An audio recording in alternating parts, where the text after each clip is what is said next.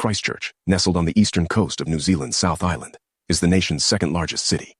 Known as the Garden City, its charm lies in sprawling parks and vibrant flowers blooming in nearly every household. Yet, in 2023, this tranquil setting became the backdrop for a chilling mystery that would grip the nation.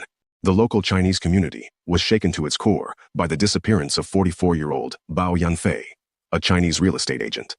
Police dedicated an entire year to piecing together clues before finally uncovering the truth. What had transpired? Bao Yanfei was born on July 8, 1979, in Zhejiang, China. Before her journey to New Zealand, she had made a name for herself as a lecturer at Hubei Normal University and Wuhan Donghu University, showcasing her fluency in multiple languages. Yanfei also lent her expertise as an interpreter for the National Railway Bureau. She shared a daughter, Momo, with her ex-husband, Kai Tianshou, with ambition guiding her. Yanfei left Momo in her ex-husband's care and made the bold decision to relocate to New Zealand in 2017, driven by the desire to further her education. There, she earned a master's degree in English language. She also completed a postgraduate certificate in business administration from the University of Canterbury. A bright future lay ahead, filled with promise. Before stepping into the world of real estate, Yanfei worked at New Zealand's largest IT retail company. Her remarkable customer service skills saw her consistently topping the sales performance charts. With her wealth of sales experience and solid academic foundation, she transitioned seamlessly into real estate. Her exceptional communication, networking, and negotiation skills made her a formidable presence in the industry. Yanfei's dedication and hard work enabled her to close deals, helping clients find their dream homes as her career flourished. In her personal life, Yanfei discovered a second chance at love with her boyfriend, Paul. Their relationship was stable and admired, and soon, she brought Momo to New Zealand, where the three formed a happy family. However, what should have been a picture-perfect life took a dark turn. July 19, 2023, was meant to be just another ordinary Wednesday. That morning, Paul bid farewell to Bao Yanfei, who was still asleep, and headed off to work. He didn't ask about her plans, knowing her real estate job often demanded her attention for client meetings she cherished. The day passed without communication between them. As his workday neared its end, Paul texted Yanfei, mentioning he would hit the gym before returning home. While still at the gym, Paul received an alarming call from the after-school care center where Momo attended. They informed him that no one had come to pick up their daughter. A wave of dread washed over him. It was unusual for Yanfei, who typically drove their only car and ensured Momo was never left waiting. Sensing something was amiss, Paul hurried home. Upon arrival, neighbors informed him that a teacher from the after-school center had knocked on their door, but no one was home. The concerned teacher had taken 9-year-old Momo to the police station. After confirming Momo's safety, Paul scanned the house, noticing something unsettling. Yanfei would usually return home for lunch. As the day unfolded, Paul discovered something alarming. He noticed the dishwasher was completely empty, indicating that Bao Yanfei had not even returned home for lunch. This was highly unusual for her. Growing increasingly concerned, Paul rushed to the police station to pick up their daughter. Once there, he reported that he had been unable to reach Yanfei, his fear escalating that something terrible might have happened. However, the police reassured him that her phone was still active, suggesting she might simply be preoccupied with work. Despite their reassurances, Paul's instincts screamed otherwise. He couldn't afford to wait another day.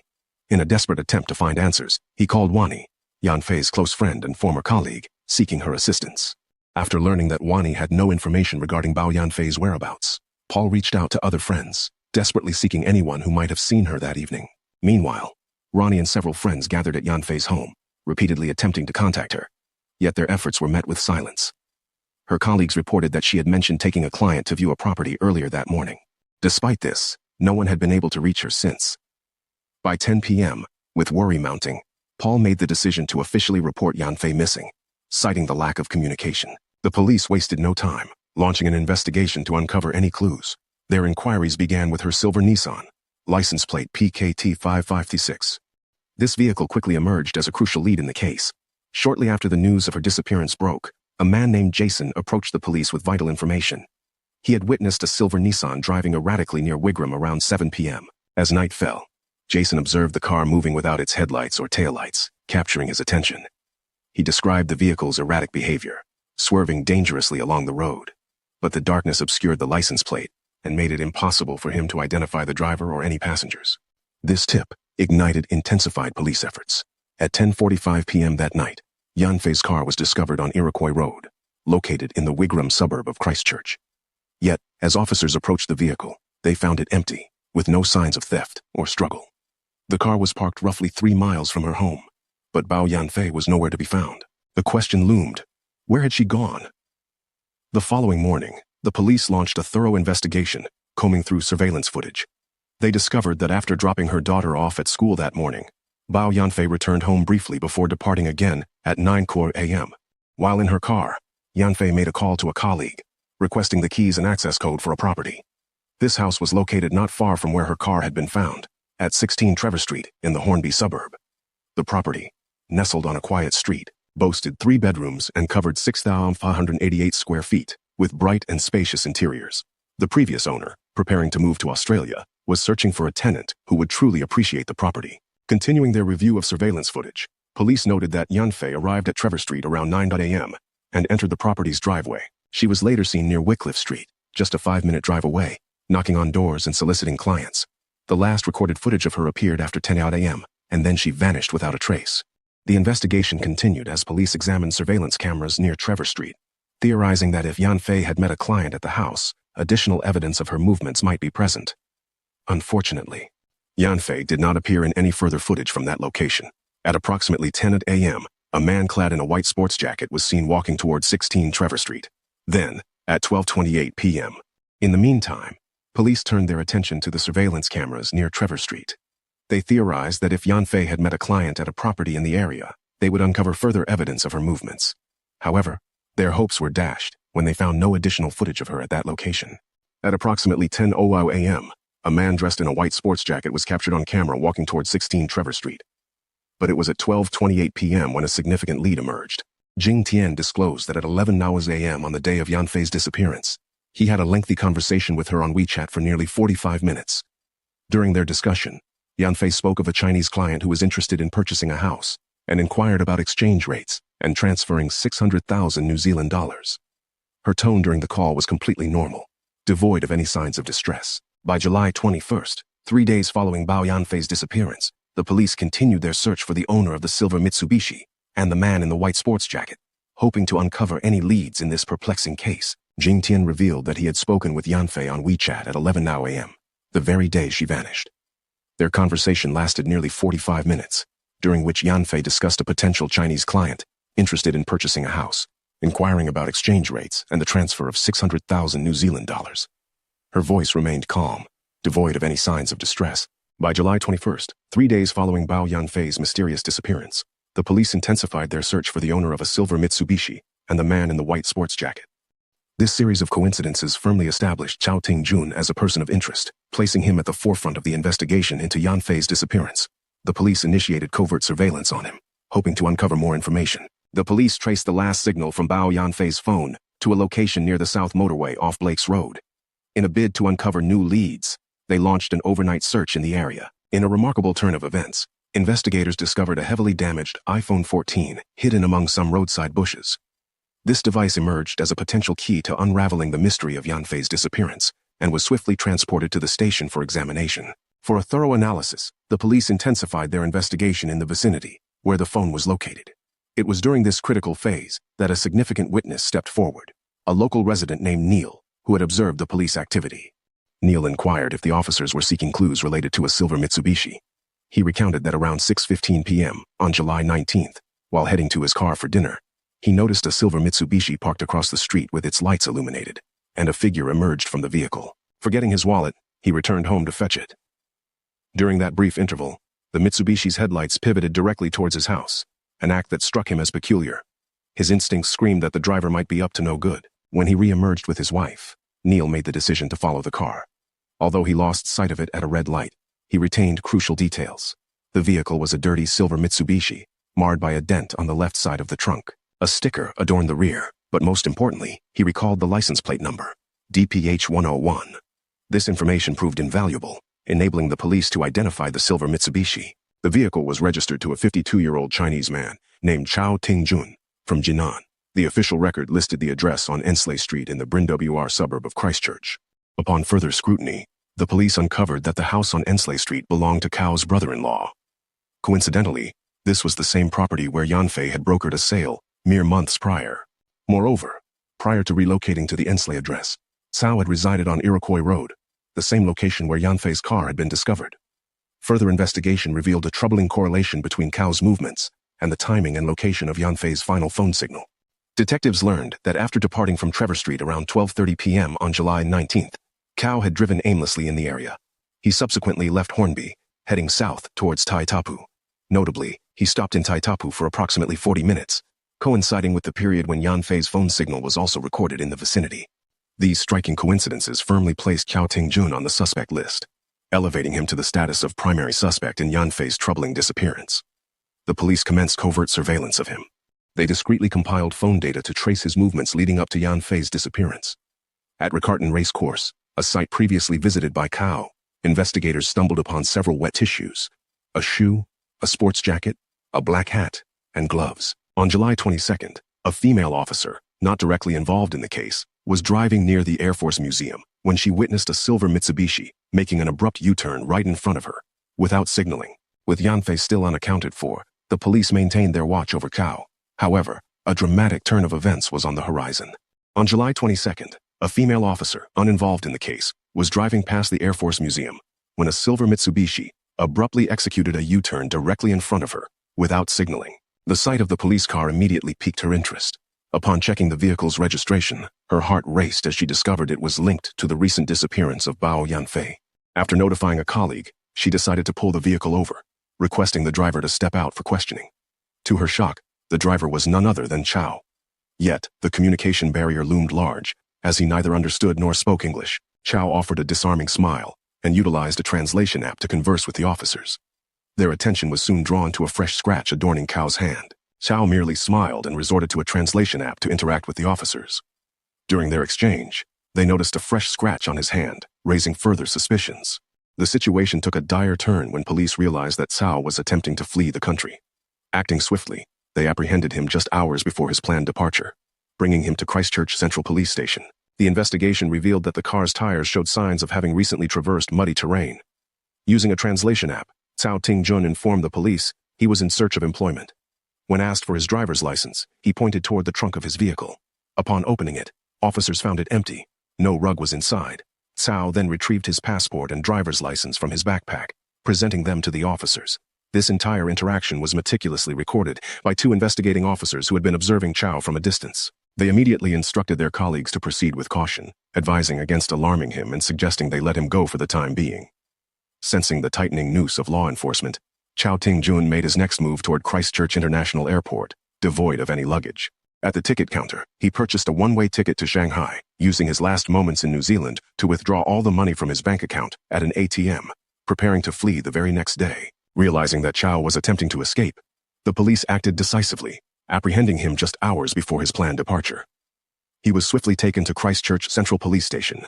There, officers collected his DNA and photographed him.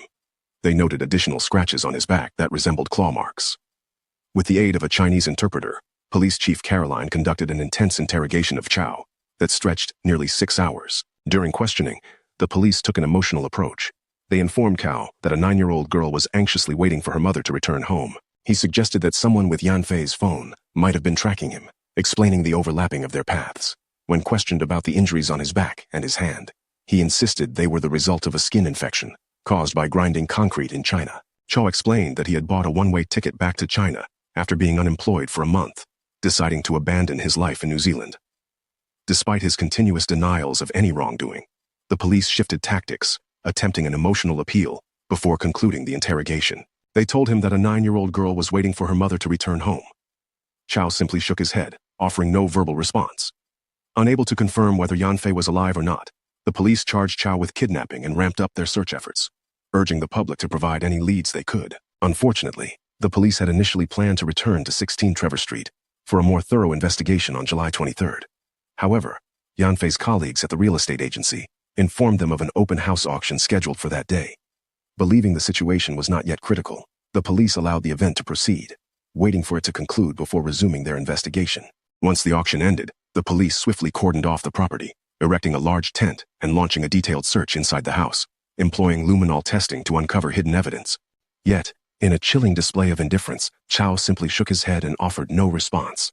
With no confirmation of Yanfei's fate, whether she was alive or deceased, the police charged him with kidnapping.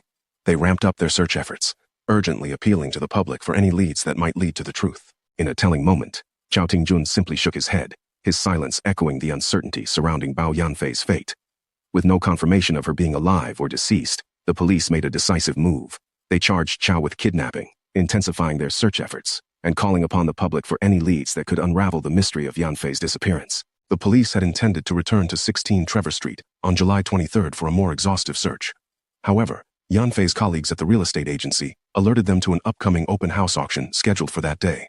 Underestimating the urgency of the situation, the police allowed the event to proceed, opting to wait until the open house concluded before resuming their investigation. As the auction came to a close, law enforcement swiftly cordoned off the property, erecting a large tent to facilitate a meticulous search of the premises. Utilizing luminol testing, they began their detailed examination inside the house. The investigation took a grim turn when traces of blood were discovered in the rear bedroom. Bloodstains on the carpet led them to identify the DNA of Chow. More disturbingly, blood found in the trunk of Chow's car was confirmed to belong to Yanfei. With this chilling evidence, the pieces of the puzzle began to fall into place. In March 2023, Chow had left his wife and 2 children behind in China, making the journey alone to New Zealand. Upon his arrival in Christchurch, he took up residence with his sister and brother-in-law. Intriguingly, his brother-in-law had once been a client of Yanfei's, establishing a connection that would prove significant. When his brother-in-law needed to return to China, he tasked Chow with meeting Yanfei to manage a house payment on his behalf. This seemingly innocent transaction ignited a dangerous infatuation in Chow, marking the beginning of a tragic sequence of events. When his brother-in-law prepared for a return trip to China, he entrusted Chow with a significant task. He asked Chow to meet with Bao Yanfei and manage a house payment on his behalf. It was during this seemingly routine interaction that Chow found himself captivated by Yanfei, an infatuation that would soon complicate the unfolding events. Chow Tingjun began to pursue Bao Yanfei with aggressive fervor. Despite her firm rejections, clearly stating she was not single, Chow remained undeterred. He claimed to be interested in purchasing a house, offering a deposit of 10,000 New Zealand dollars in an attempt to win her favor. As a dedicated real estate agent, Yanfei maintained contact with Chow, recognizing his status as a newcomer to the country. He struggled with English and was having difficulty securing job interviews, making her continue their professional relationship. On the fateful morning of July 19, 2023, just before taking her daughter to school, Yanfei received a message from Chow. He stated that he had a friend interested in buying a house. In response, she informed him that she had several properties available in the city and inquired about the specific requirements of his friend. Chow replied that his friend was looking for a well-located house. They agreed to meet at the real estate office on Trevor Street, discussing a property priced at approximately 650,000 New Zealand dollars. This meeting would ultimately dictate Yanfei's movements on that ominous day. At 16 Trevor Street, Chow awaited Yanfei. A video recovered from her phone captured him saying, "You've kept me waiting too long," before luring her into the house under the guise of their business meeting. Once inside, he unleashed a violent attack, wielding a knife against her. After severely injuring her, he callously dragged her from the house and into the trunk of his vehicle, leaving Trevor Street behind. Chow drove to Taitapu, where he committed the unthinkable act of murder. Later that evening, he stopped at an accessory shop in New Brighton, desperately needing supplies. Without the ability to communicate in English, he resorted to gestures. Eventually, he utilized a translation app to convey his intent to the store owner, who understood that Chow was in search of a shovel. After making this chilling purchase, he proceeded with his sinister plan. Chow buried Yanfei's lifeless body in a shallow grave, concealed beneath a tree on a remote farm. The surroundings were thick with vegetation, creating a perfect cover that would make detection nearly impossible without a thorough search. A witness later reported seeing Chow washing his car on the roadside. This crucial tip prompted the police to search the area using a metal detector, leading to a grim discovery. They unearthed a small, rusted knife. Subsequent DNA analysis confirmed that the blood found on the knife belonged to Bao Yanfei. On October 21, 2024, the case finally moved to trial, seeking justice for the victim. The jury, composed of 6 men and 6 women, convened under the watchful eye of Judge Lisa Preston at the Christchurch High Court. Initially, Chow pleaded not guilty, relying on a defense team of 2 attorneys. However, just 2 weeks into the trial, he made the shocking decision to dismiss his lawyers, opting to represent himself. With limited English skills, Chow defended his case in Mandarin, assisted by a professional interpreter. The interpreter translated his statements into English. Chow's erratic behavior in court frustrated many. He frequently provided irrelevant answers, interrupted the prosecutor, and tore up documents. Judge Lisa Preston found herself exasperated by his disruptions, often having to pause proceedings and instruct the jury to leave the courtroom. She repeatedly reminded Chow of the courtroom's decorum. She cautioned him against asking irrelevant questions, making unrelated statements, and accusing witnesses of dishonesty. Despite the overwhelming evidence stacked against him, Chow continued to weave a tangled web of excuses. He admitted to arranging a meeting with Yanfei on the day she vanished, but insisted that they never actually met. Instead, he claimed he encountered an imaginary person named Tong, who admired his car and borrowed it for a drive. Chow's narrative escalated absurdly. He alleged that he lent Tong his shoes, left his phone in the car, and communicated with this fictitious character via a walkie-talkie. These claims starkly contradicted his earlier statements during police questioning, where he had asserted he was alone in the car and always had his phone with him. This glaring inconsistency revealed Tong to be nothing more than a fabrication. In a further blow to his defense, police discovered a deleted photo on Chow's phone, taken at 4:44 p.m. on the day of the crime. The investigation unveiled a harrowing scene. A partially naked female body, bound at the wrists, lay bloodied in the trunk of a car. The chilling evidence not only indicated a homicide, but also pointed to the presence of sexual violence. Chow vehemently denied any involvement, claiming that investigators had fabricated the photo to incriminate him. Yet, when questioned in court, Yanfei's boyfriend revealed a critical detail. He noted that Yanfei bore a distinct cesarean scar from childbirth. This detail aligned perfectly with the woman depicted in the photograph, leaving Chow without a plausible defense. The trial unfolded over a tense 7 weeks at the Christchurch High Court.